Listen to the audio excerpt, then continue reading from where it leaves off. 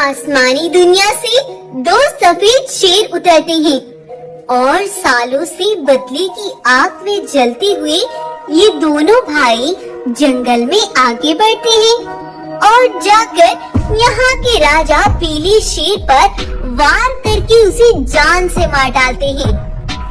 भाई, अब उन गद्दारों को ढूंढने का समय आ गया है। वो भी यहीं कहीं आसपास ही होंगे। हाँ, अब बदला लेने का समय आ गया है शार्दुल। उन्हें इस बदले की कीमत अपना खून देकर चुकानी होगी। तब वो तेजी से दौड़ते हुए जाते हैं।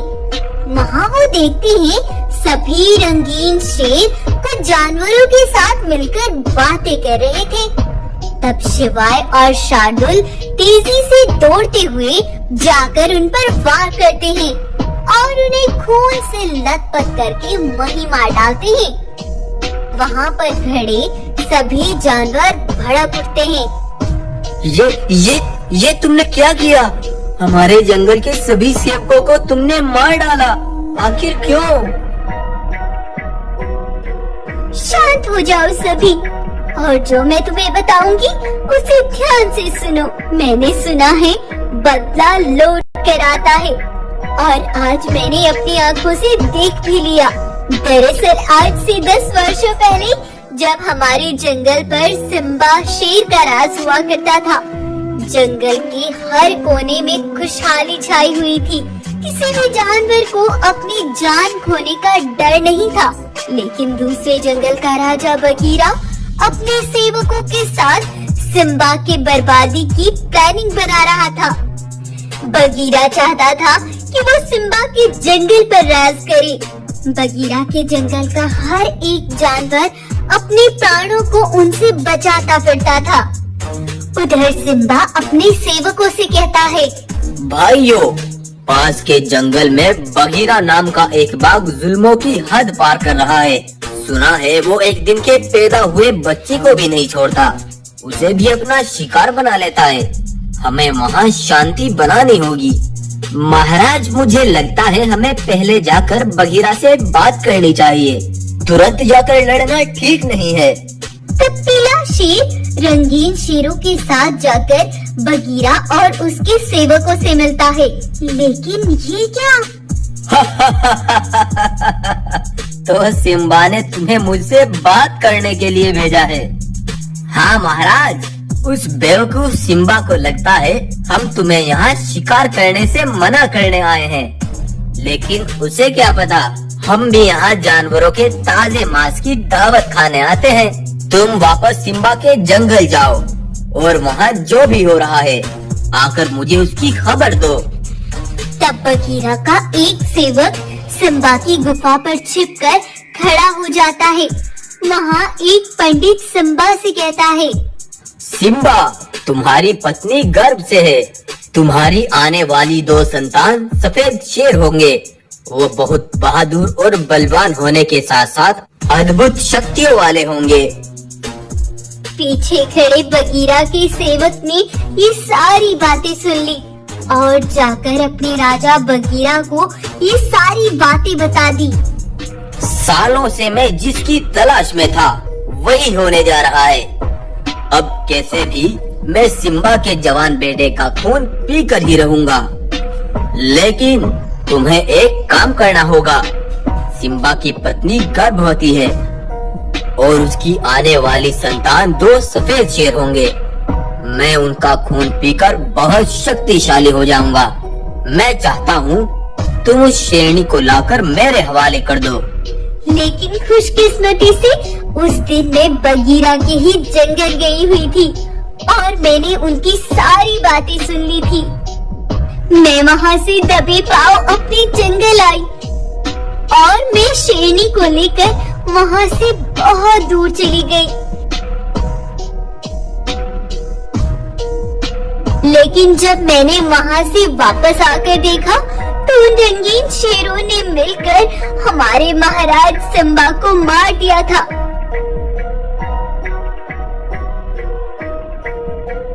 और आज तक ये सच्चाई मैंने अपने दिल में छुपा कर रखी। और ये शार्दुल शिवाय हमारे महाराज सिम्बा की संतान है। सभी जानवर इस सच्चाई को जानकर हैरान थे। भाइयों, अब उन रंगीन बाघों को भी मौत के ठिकाने लगाना होगा।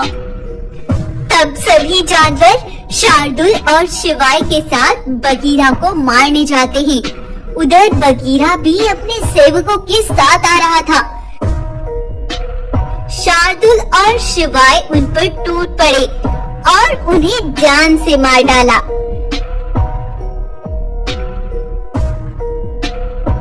तब शार्दुल शिवाय ने ही अपने पिता सिम्बा के जंगल को पूरी तरह से संभाल लिया। तो आपको आज की हमारी कहानी कैसी लगी हमें कमेंट करके जरूर बताएं। और ये कहानी अगर आपको अच्छी लगी है तो इसको लाइक करें और शेयर करें। Thank you. एक पागल शेरनी जो एक विशाल ज़ॉम्बी का रूप लेकर सब पर एक तबाह बन गई। जानवरों को मारना, जलाना और सब तबाह कर देना आखिर क्यों उसका मकसद बन गया था। चलिए देखते हैं। पाशा नाम का राजा जो कभी सुंदरवन जंगल पर राज करता था, तूफानी बाढ़ में उसका सब कुछ तबाह हो गया था। तब वो चलता चलता चंपावन जंगल पहुंचता है और गुफा पर खड़े रघबीर नाम के एक शेर के पास जाता है। एक तूफानी बाढ़ में मेरा पूरा घर बर्बाद हो गया। क्या रहने के लिए यहाँ कोई घर मिलेगा? कोई क्यों, तुम मेरे ही घर पर रह लो, क्योंकि मैं यहाँ से सब कुछ छोड़ कर जा रहा हूँ। लेकिन तुम अपना घर छोड़कर क्यों जा रहे हो? वो सब तुम छोड़ो, आज से ये घर तुम्हारा है। अब मैं तलहड़ीपुर की पुलिया पर जाकर बसेरा करूँगा। इतना कहकर रघबीर वहाँ से चला गया और पाशा अपने परिवार के साथ वहाँ रहने लगता है। कुछ दिन ऐसे ही बीतते हैं। एक बार पाशा की बेटी गीता गुफा के अंदर सो रही थी। तभी अचानक उसके अंदर एक शेरनी की आत्मा प्रवेश कर जाती है और जब वो उठती है तो वो एक विशाल ज़ॉम्बी का रूप ले लेती है और तेज हवा की रफ्तार से भागने लगती है।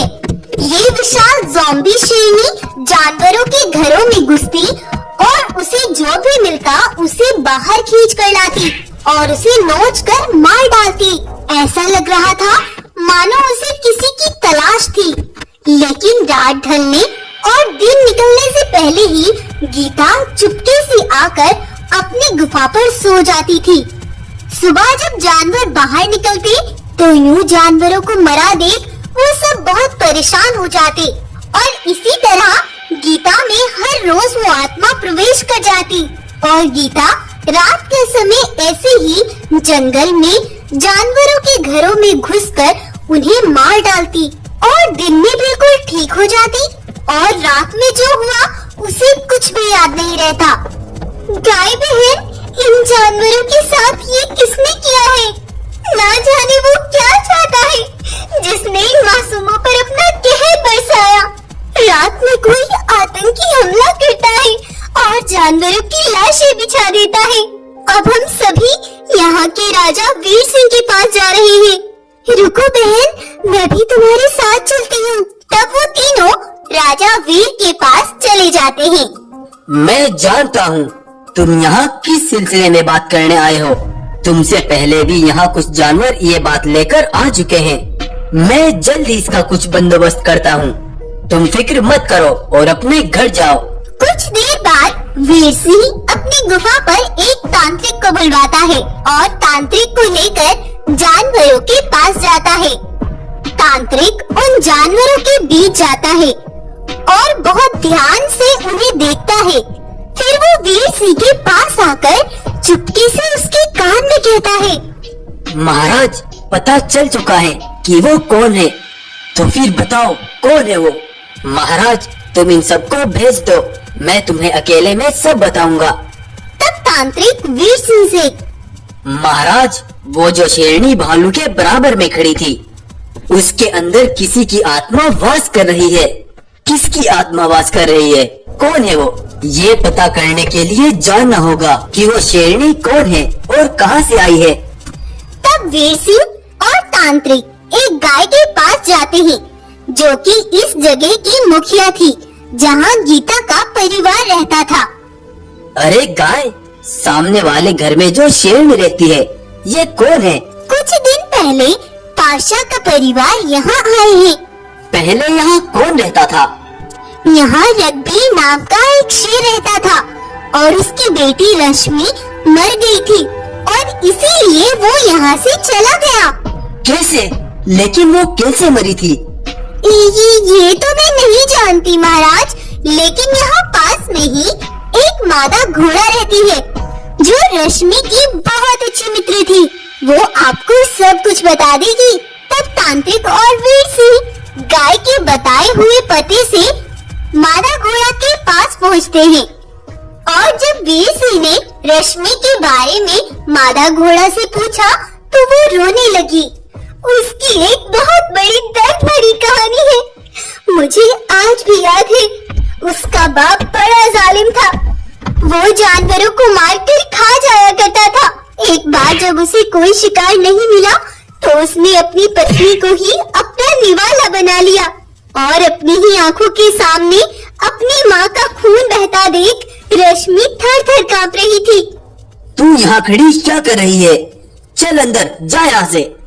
अब रश्मि के अंदर एक अलग सा डर बैठ गया था। उसका बाप हमेशा उसे डरा धमका कर रखता कि अगर उसने किसी से भी ये सच बताया तो वो उसे भी जिंदा नहीं छोड़ेगा। रश्मि इस दुख को झेलते झेलते पागल हो गई थी। वो इधर उधर भटकती और पागलों जैसी हरकतें करने लगी। अब मैं सबको बता दूंगी कि तुम एक कातिल हो, मेरी माँ के कातिल। रश्मि वहाँ से भागने लगी, लेकिन जालिम बाप ने उसे भी नहीं छोड़ा। याद रखना, ये बदला मेरे बाप ही तुमसे लिया जाएगा। तुम पर एक कहर ऐसा आएगा कि तुम खुद अपने कदमों से चलकर मेरे पास मरने के लिए आओगे। ये कहकर वो वहीं मर गई थी। मादा घोड़ा से पूरी सच्चाई जानने के बाद वीर सिंह और तांत्रिक बहुत दुखी थे। तब रात में ही तांत्रिक और वीर सिंह गीता की गुफा के सामने खड़े हो जाते हैं और दूर से देखते हैं कि रात में रश्मि की यही आत्मा गीता के अंदर प्रवेश करती है। ये वही है महाराज, उसकी आत्मा अपने पिता को ढूंढ रही है।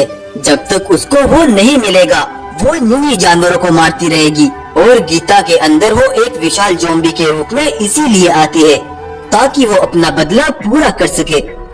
तब वो दोनों गीता के परिवार के पास जाती हैं और उन्हें पूरी हकीकत बताती हैं। जब उसने ये घर तुम्हारे हवाले किया था, क्या उसने बताया था कि वो कहाँ जा रहा है? हाँ महाराज, उसने कहा था कि अब तलहेड़ीपुर की पुलिया पर वो अपना बसेरा करेगा। तब वीर ने अपना एक सिपाही उस तक भेजा। एक बहुत बड़ा सौदा है दोस्त, यहाँ से थोड़ी दूरी पर एक जंगल है। वहाँ रात के समय मोटे ताजे मांस वाले जानवरों को कुछ शिकारी बहुत कम दाम में बेचते हैं। अगर तुम लंबे समय तक का भोजन इकट्ठा करना चाहते हो तो आज रात आ जाना।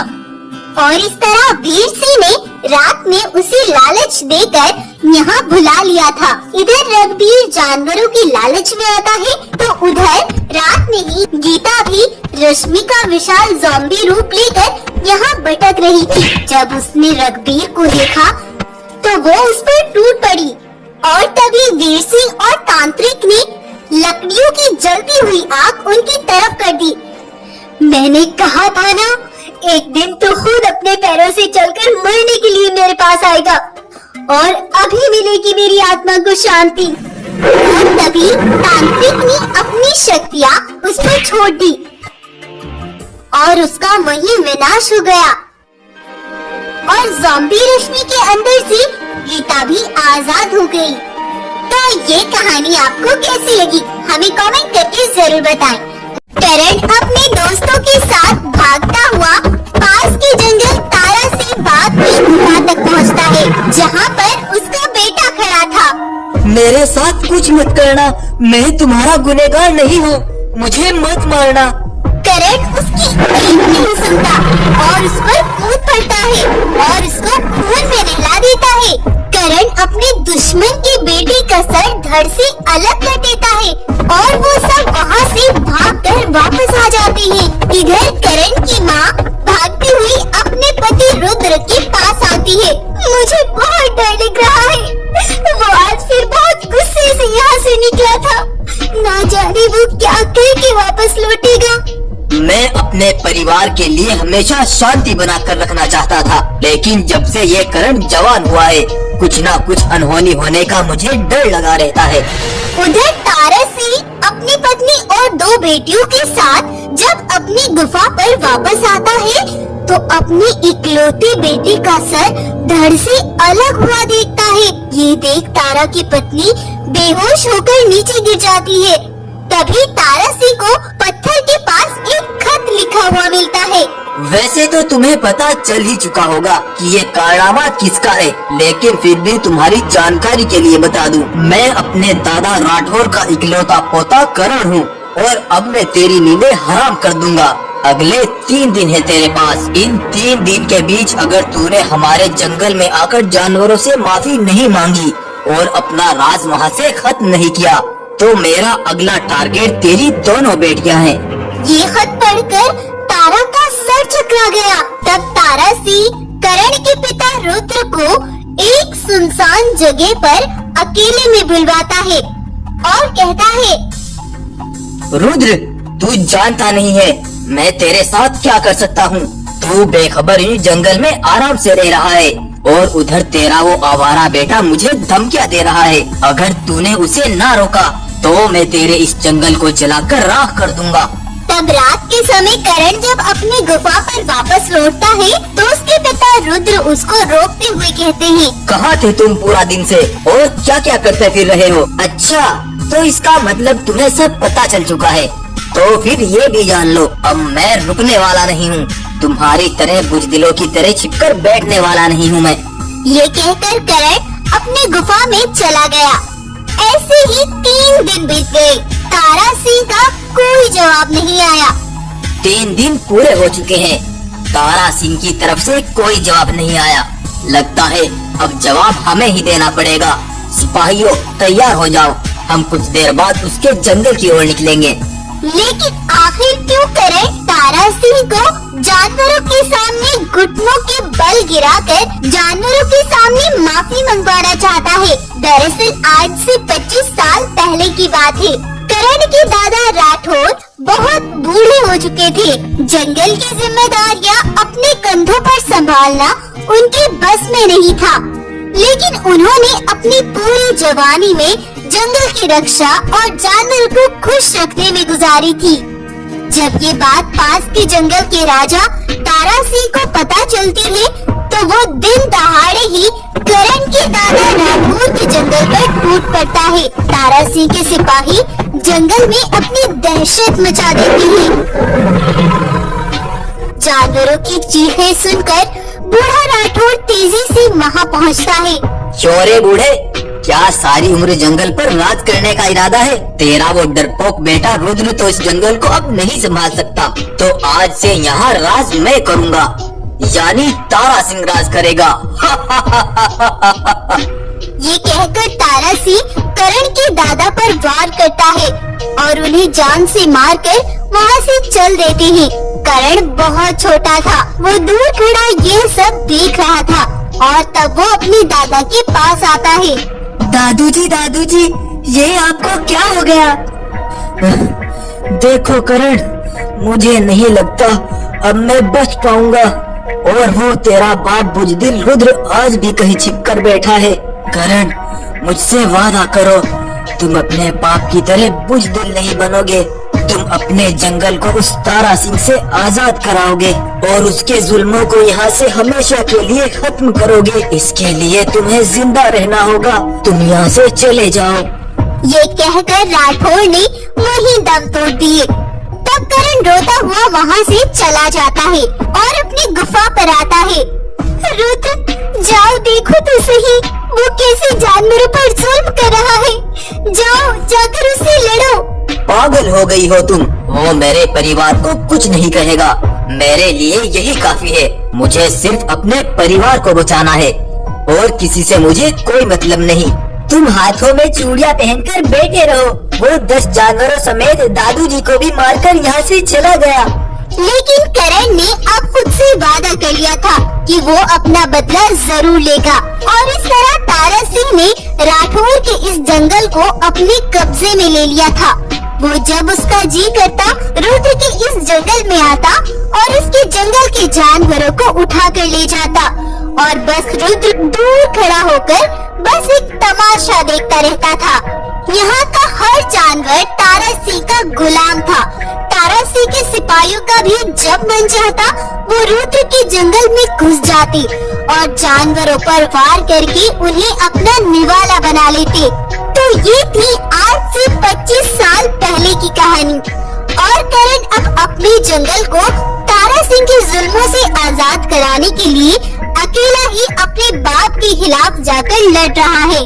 करण अपने दोस्तों के साथ यहाँ से तारा सिंह के जंगल के लिए निकल चुका था और उधर तारा सिंह अपने खास सिपाही से कहता है, आज 3 दिन पूरे हो चुके हैं और करण चुप बैठने वालों में से नहीं है। वो जरूर आएगा।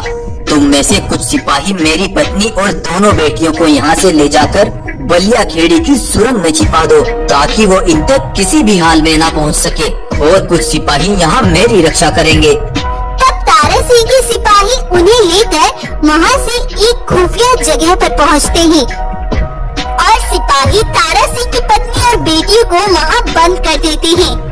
उधर करण यहाँ तक पहुँचने के लिए आधे रास्ते पर आ गया था, लेकिन तभी बीच रास्ते में ही पत्थर के ऊपर उसे एक खत रखा हुआ मिलता है।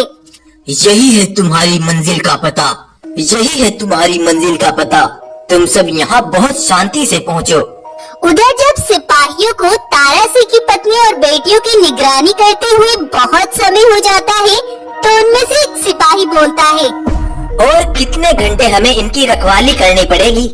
मुझे तो बहुत भूख लग रही है। हाँ भाई, सुबह से मैंने भी एक भी शिकार नहीं किया। मैंने तो सुबह ही एक ताजी हिरण का मांस खाया था। मुझे बिल्कुल शिकार करने का मन नहीं हुआ। ऐसा करो, तुम सब जाकर भोजन करके आ जाओ, तब तक मैं यहाँ इनकी निगरानी करूँगा। देख लो भाई, कोई भी भूल चूक नहीं होनी चाहिए, नहीं तो तारा सिंह तुम्हें जिंदा नहीं छोड़ेगा। अरे नहीं नहीं भाइयों, तुम बेफिक्र होकर मजे से शिकार करो, मैं यहाँ सब संभाल लूँगा। तब वो सिपाही वहाँ से शिकार करने चले जाते हैं और करण और उसके दोस्त उसी पते से यहीं तक पहुँचते हैं। काम हो गया है करण, सारे सिपाहियों को मैंने चकमा देकर यहाँ से भेज दिया। वीर, तुमने मेरा बहुत साथ दिया, अब मेरे लिए कोई मुश्किल नहीं होगी। तब करण अकेला ही उस सुरंग के अंदर जाता है। तारा की पत्नी और बेटियां उसे देखकर डर जाती हैं। डरो मत, मैं तुम्हें कोई नुकसान नहीं पहुंचाऊंगा, लेकिन तुम भी जानते हो कि तारा सिंह ने हमारे जानवरों पर कितना जुल्म किया है। बस तुम्हें खामोश होकर मेरे साथ चलना है और तुम्हें अपने बाप को ये दिखाना है कि मैं तुम पर बहुत जुल्म कर रहा हूँ। तब करण तारा सिंह की पत्नी और बेटियों को लेकर अपने दोस्तों के साथ तारा सिंह की गुफा पर पहुँचता है। मैंने कहा था ना, मेरा अगला टारगेट तेरी बेटियां हैं। इनको मैं तेरे उस बेटे से भी ज्यादा दर्दनाक मौत दूंगा। साथियों, ले जाओ इन्हें। करण, तू मेरे परिवार के साथ कुछ भी नहीं करेगा।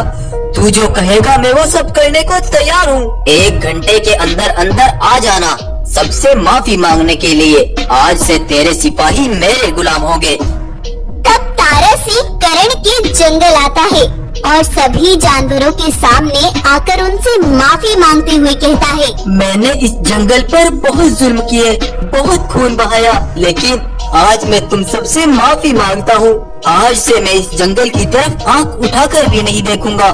मुझे माफ कर दो और आज से मैं अपना कब्जा खत्म करता हूँ।